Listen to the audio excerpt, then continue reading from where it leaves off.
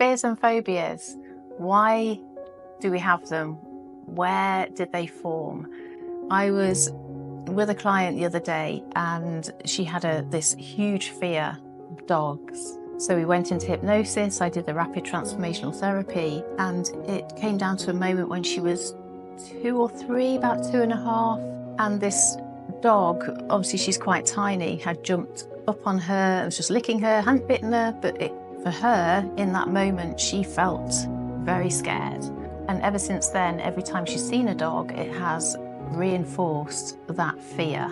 So she was finding it very difficult to walk in the park or walk in the woods because there's dogs there. There's people walking dogs. Some are on leads, some aren't. She was terrified. So we looked at where this began. We found that moment in time where it began.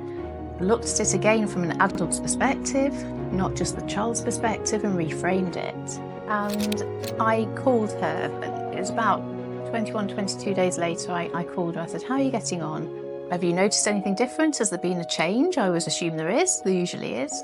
And she said, well, it's really funny because I haven't noticed any dogs.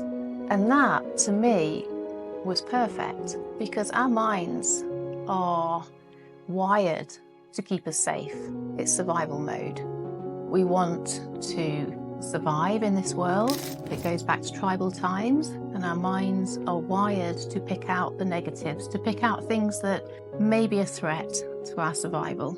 So before, this lady, this client of mine, was seeing every dog. But once we'd reframed and changed the situation of when she was about 2.5, she wasn't noticing dogs because her mind was not looking out for dogs.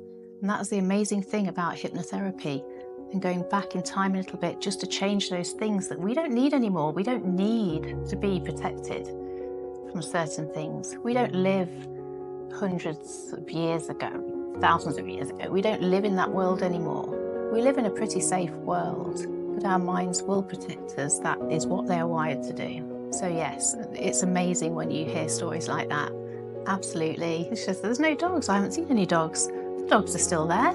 She's walking in the same park. She's walking in the same woods, but she hasn't noticed the dogs because her mind has no fear of dogs anymore.